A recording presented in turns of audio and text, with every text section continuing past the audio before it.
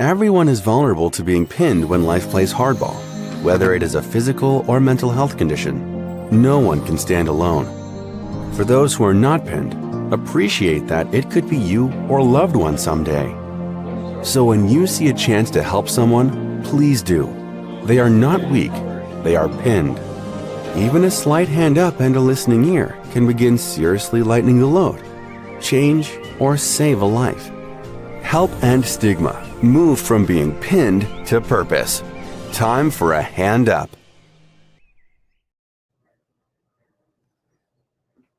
And I'm the founder of Pinned2Purpose, which is a new mental health initiative focused on helping people to remove stigma and give them a hand up on their healing journeys. It's a great pleasure for me today on this podcast to welcome Ash Moraca, who's the founder of Retreat app. And before I pass it over to her to say a few words, I'd just like to read a brief bio from Ash's background.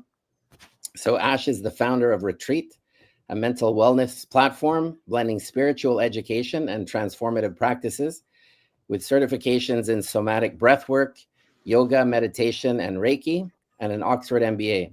Ash brings a unique blend of business acumen and holistic wisdom. Her journey from personal struggles with mental health to deep healing informs their compassionate, empowering approach to helping others reconnect with themselves, overcome limiting beliefs, and step into their fullest potential. So, Ash, thanks very much for joining us today. Thank you so much for having me. I'm really glad to be here and to talk, all things mental health and share a little bit more about my journey and my story too. Yeah, that's fantastic.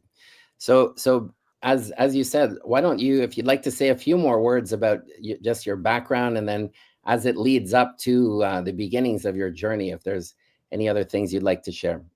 Yeah, absolutely. Well, I grew up in an entrepreneurial household.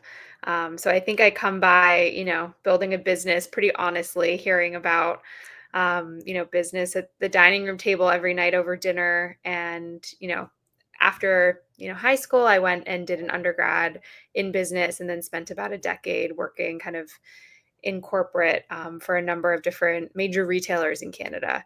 And then I continued kind of that, business pursuit in going back and getting an MBA in 2020. And then kind of upon graduation is when, this kind of new phase of my life started, some of these mental health challenges, and then ultimately what led me to launch Retreat. Oh, fantastic. So, maybe we can get right into that a little bit in terms of some of these challenges. So it sounds like, things were going well, you had an interesting career, et cetera, but certain things started cropping up. And so wondering if you want to share some of what was happening or what some of those challenges were. Mm-hmm. Yeah, it's interesting. In hindsight, I can definitely kind of see certain patterns that I was playing out in my life. And it was really around kind of meeting external expectations or validating myself internally and assigning my own worth to how people viewed me from the outside instead of like finding that intrinsically. And really then going about my own life in such a way where it wasn't purposeful to me. It was to meet like an external expectation. And so I definitely went down that path of, working in corporate without being really fulfilled, going down and getting an MBA, and then kind of getting to this point. Like I ultimately made a choice to then following the MBA to actually live like this alternative lifestyle, become a digital nomad, start a business.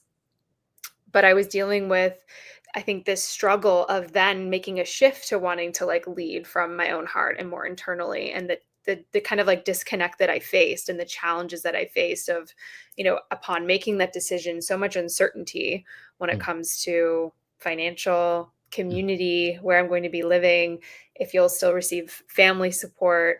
And it felt like this kind of shift that I had to make internally caused a lot of like shutdown in my body. And I was dealing with pretty severe depression, with suicidal ideation as I kind of like came to terms with what this meant and, the challenges I was facing kind of in that transition.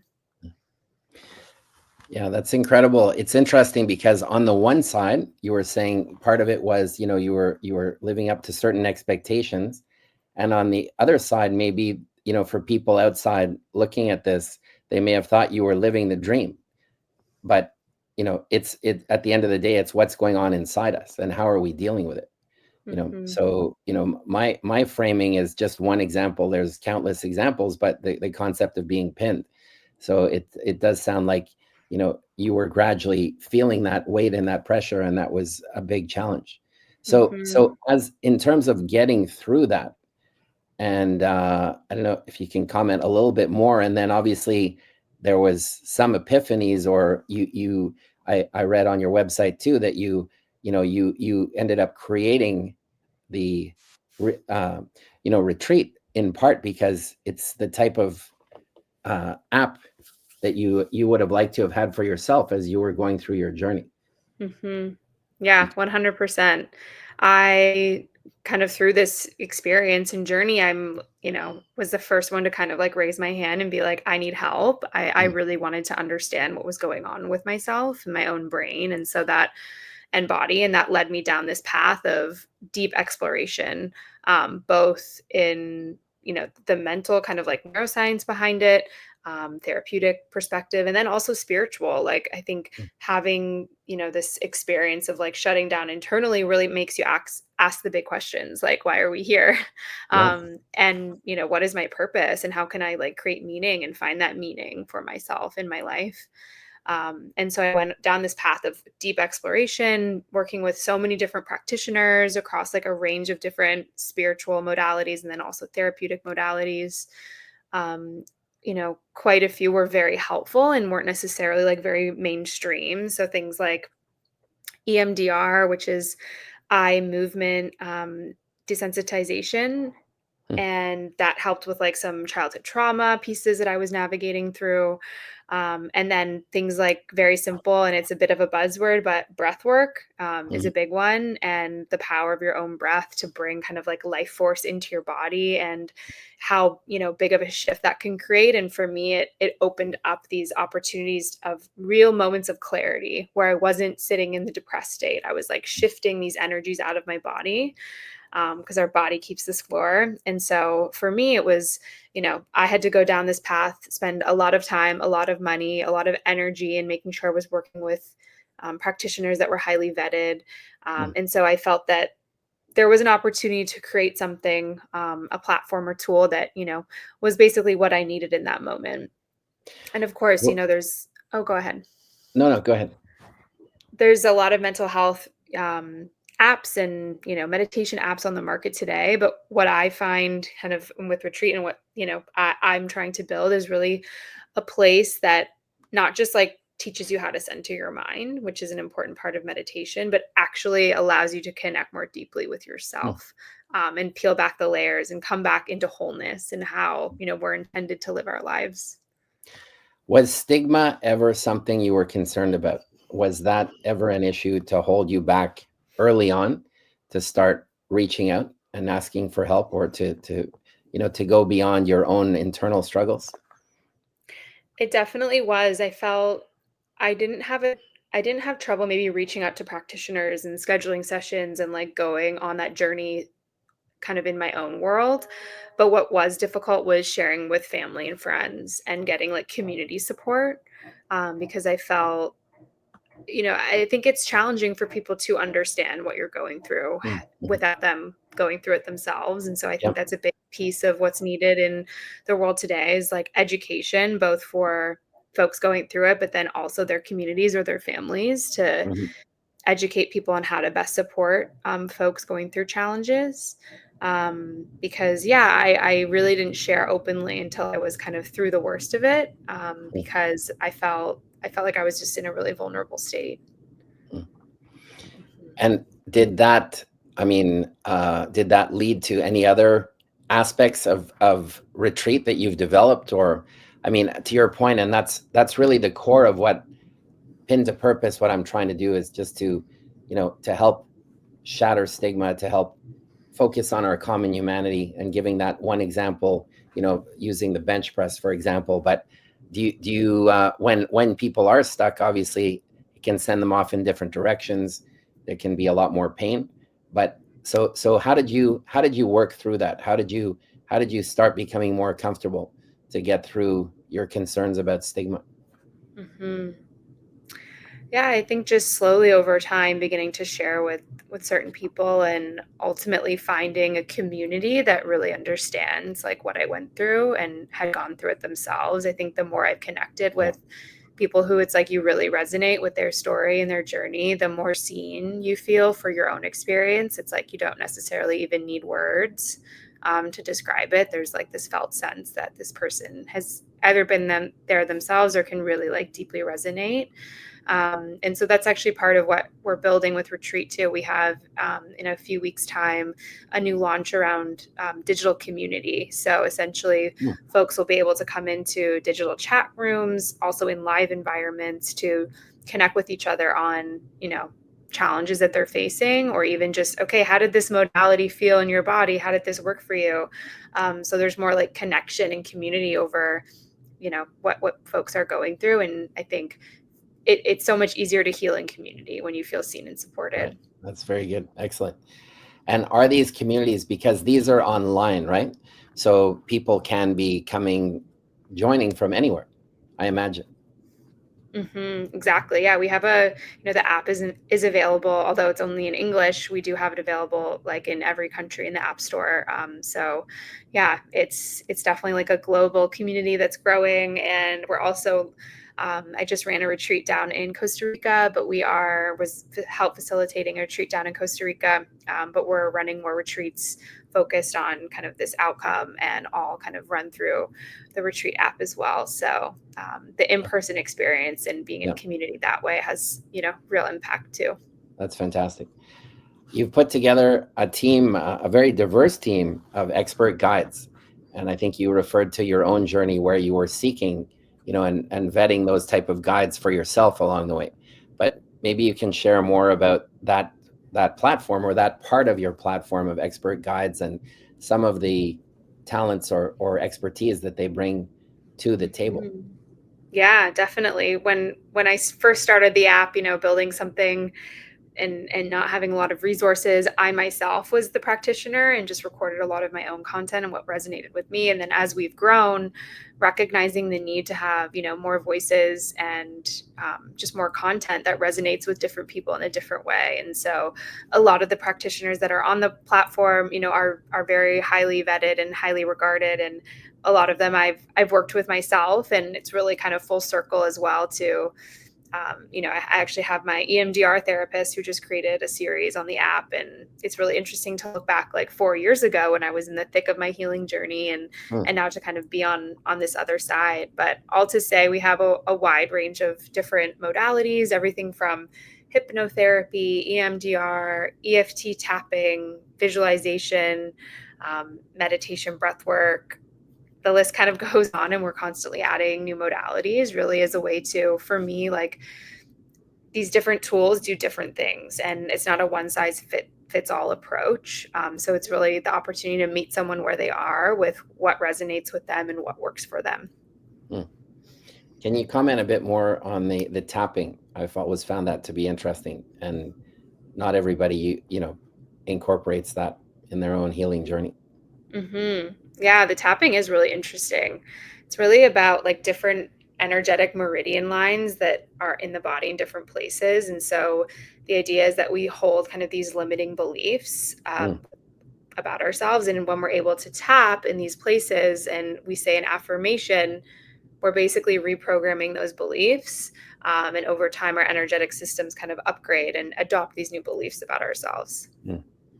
And that's fascinating, because I think self-talk is such a critical issue for many people, especially when they're pinned, or again, when they're struggling with a mental health challenge. So going back for a moment, I don't know if you have any comments on your own self-talk at different points in your journey, and then let's get back to, using the tapping or other approaches to, change the narrative or reframe or have more compassion, self-compassion with self-talk.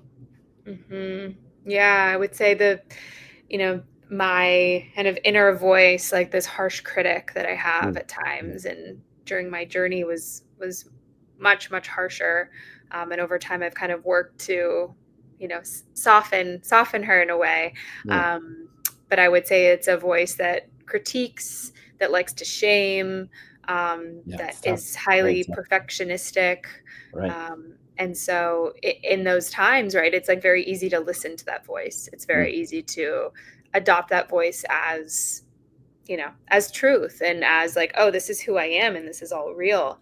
And one of the biggest pieces or modalities that I really resonate with and ended up doing my level 1 certification in is IFS, which is internal family systems. And the family piece comes in is we can think of our inner world as a family and all of the different parts of us as a family of sorts.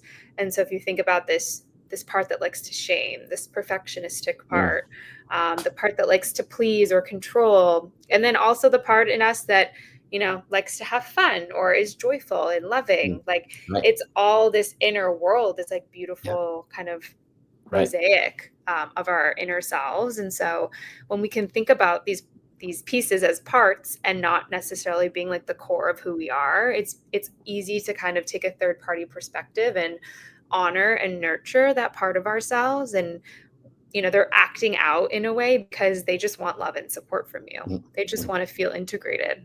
Right. And when we can then sit with them and invite them into our inner landscape in a profound way, we'll see like that shift.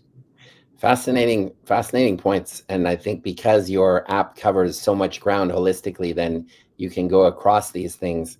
And I was reading a bit about micro mindfulness and that you've referred to. And I wondered if you could talk a bit more about that, because mindfulness is discussed a lot, but I don't think that everybody hears micro mindfulness as a focus every day. Yeah, it's such an important part because I think, sometimes meditation is touted as this really important, thing that everybody should be doing. But if we don't bring in the aspects of what we're doing in meditation practice into everyday life, it doesn't necessarily, have the same impact. And about micro moments, it's really about bringing these small little moments of mindfulness into your everyday life, whether that's going and getting a coffee from your favorite coffee shop and actually taking a moment with your coffee or your drink of choice and savoring that moment. I have water here. I'm gonna just have a little sip as we speak. Beautiful. I've got some lovely kombucha. And so Fantastic. having a taste of it. Okay, what does that feel like on my tongue? What does it taste like? Is it bitter? And that can take 10 seconds, not even. But really to have that moment, and that's what it means to be in deep presence and in deep like felt connection with the world around you. And the more we can integrate those experiences into our lives, the more we'll live with this like deep presence in life. Yeah, that's fantastic. I also want to ask you about the enhancing student mental health, because I know that that's also an area that you have as a focus, and it's such a huge area. There's so much anxiety out there for real reasons, and then other struggles. I mean, everything's a real reason, but I'm just saying the environment right now is challenging for so many people. I mean, I have my own kids who have grown up or are growing up, and so I think it's I'd love it if you could share a bit more about how you see enhancing student mental health. Yeah, we're in conversations with a couple of different schools right now, both at the university level and then also kind of the high school, middle school level, to potentially integrate retreat into kind of their student welfare and student offerings, both from like an app perspective, like giving students, access to the app, but then also from the perspective of, okay, how can we actually, into whether it's a class or like a little mini course or workshop, integrate some of these principles and allow people that the modalities and the tools to actually access their inner world. Like I think about if I, had access to these teachings like 10, 15 years ago or Right. 20 years ago, how much of an impact that would have made on the trajectory of my life. And so, I just really see the value of bringing this to a younger generation. And I've already started with my niece and nephew. Well, my niece she just turned 4. And I've recorded some personalized meditations for her that she loves to listen to in the morning and in the evening before bed. So I'm starting her young. That's great. That's great. Yeah. There's a reference to embracing new beginnings. and talking about spring and renewal. And I really like that, the way you framed it. And I have a few thoughts maybe I'll share as well on that, but I wanted to pass it over to you to talk a bit about new beginnings and how you frame it for people. Well, you bring up something interesting too, like from a more general perspective, if we think about us as humans in this body, we for some reason believe that we're not nature, like we're not connected to nature. When we literally come from the same energy and the same atoms that like live in the stars. And I'm a woman, I have a cycle that is the same cycle as like the moon. Like we are like celestial beings. And so I think about, we've kind of like over time through generations like lost our connection to the earth, and so there's so much power in actually understanding the cycles of nature and actually attuning our inner world to those different cycles. And so we think about spring, like we just went through this period of kind of the death process, if you will, of nature, and now we're going through this rebirth. So being really intentional about what cycles or what intentions do you want to bring into this springtime period to cultivate and to foster and to see flourish. And I think there's a lot of beauty and kind of like this deep embodiment that happens when you find yourself being more connected to the earth and the world around you versus kind of being in this silo. I think it's such an important point, and I love the focus on new beginnings, because I think when people are really pinned by a mental health challenge, sometimes your self-talk is thinking your life is either over, or it's there's nothing that's going to be as good in the future, or there's a real sense of loss and pain. But again, to be able to move forward through your own strength and that of others helping you, and moving towards some form of purpose that you care about, and getting back into community.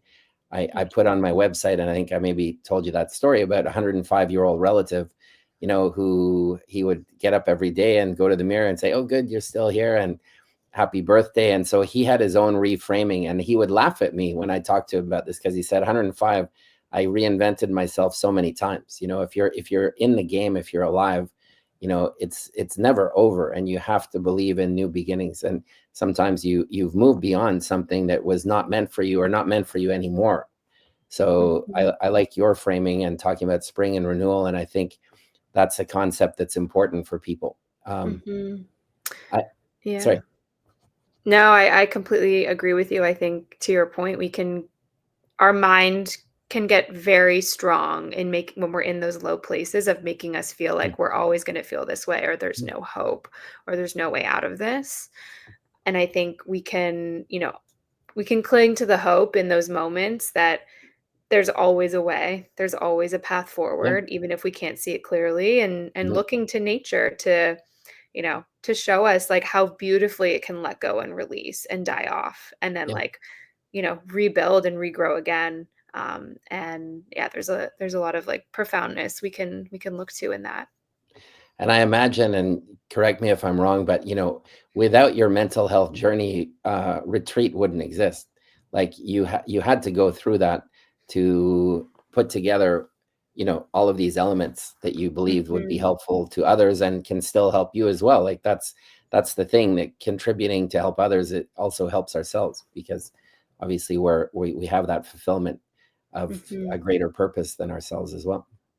100%. Yeah, I wouldn't be where I am today without those challenges, and in a lot of ways I feel really grateful for them because of the depth that they've created in me, and allowing me to have this like deeper connection with myself. I often think we stigmatize the breakdown, but you need like to have the breakdown to get to the breakthrough. And actually it feels like the breakthrough is the breakdown. And in a lot of ways, it's actually your inner world feeling safe enough or feeling ready enough to let go of the old ways of being that are no longer serving you. So I think if we can reframe, those circumstances or the situations that we stigmatize today as really like a beautiful opening, it's a powerful shift. I think that's super, super important. And I think that, if you think back to your journey, and I can think back to mine, and invite people watching this to think to theirs. If you reframe it like that, then you have that additional hope. You have that additional relief of what's weighing you down, because you know that this is an opportunity for you to get on a new path, and one that's more aligned with who you are. I'd like to ask you, and you mentioned gratitude. It's such an important thing from so many angles. And I know that, again, on your site, I think you talk a bit about the role of gratitude in mindfulness and spiritual growth. And so I'd like to invite you to talk a bit more about gratitude. Yeah, well, thank you for the invitation. When I was deep in my mental health journey, my therapist was like, let's start a gratitude journal. And at the time, I'm writing out things I'm grateful for, like on paper in my mind, a safe bed to sleep in, food to eat, the basic needs that were met that I was truly grateful for. But I really wasn't connecting into like the feeling of what gratitude really was. And I think it's difficult when you're in such a low place to connect into that feeling. But I think over time, the practice of coming back to gratitude and kind of like fostering that feeling within yourself really gets you to a place of like, if you think about almost like a higher vibrational state. And then when you can start to see the world through this gratitude lens, it's a little bit about what we were just talking about. How do we reframe? Like if I can now see my experiences from a place of gratitude versus from a place of like shame, it opens up your world to so many more possibilities. And so gratitude is, absolutely kind of like touted as this, pathway to healing or to, higher levels of being. And I think it's true. And it's also challenging. So I'll just caveat. Yeah. Sure. Mhm. Are there other things, I've asked different questions about retreat, but maybe I'm sure I'm missing quite a lot because there's so many things that you're offering to people, but are there any other aspects you'd like to highlight that maybe we haven't touched on about your platform?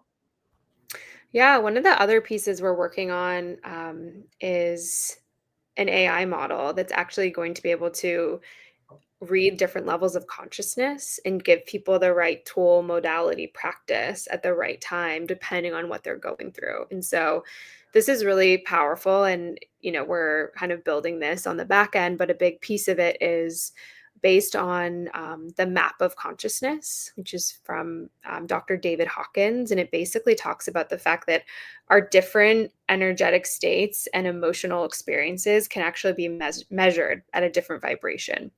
And there's actually a map of this in terms of, at the very bottom is like shame. At the very top are these kind of more enlightened feelings of, unity, love.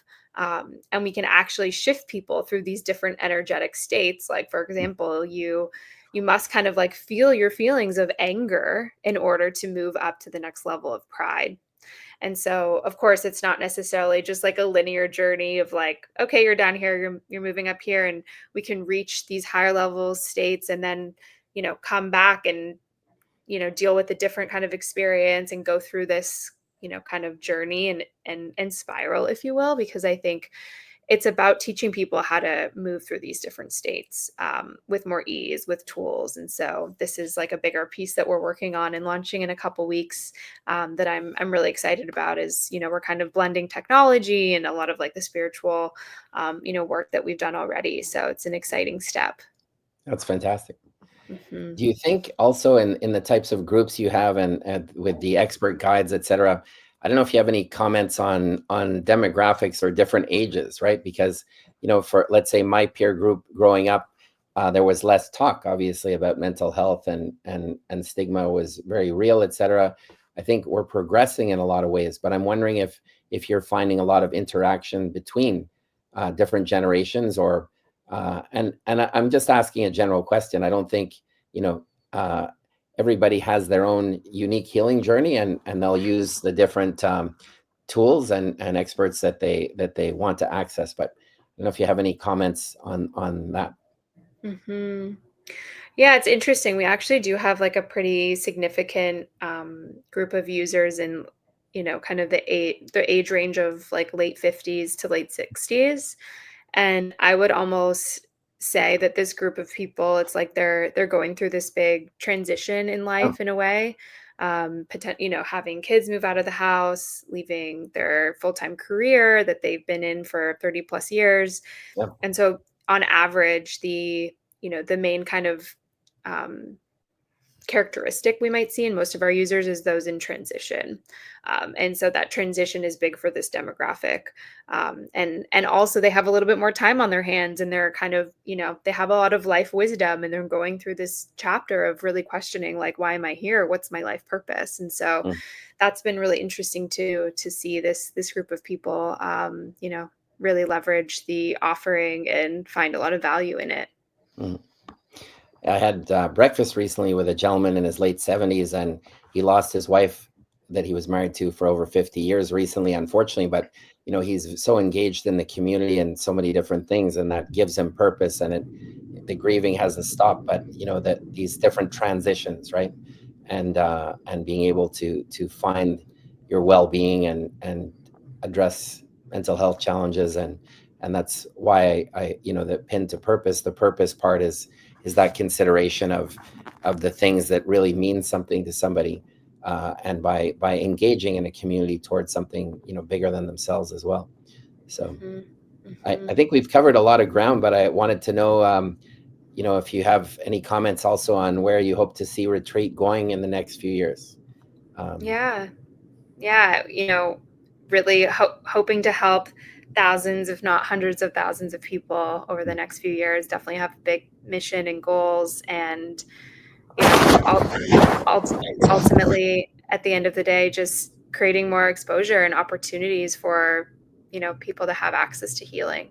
And so, yeah, thank you for the opportunity to share. I really appreciate it.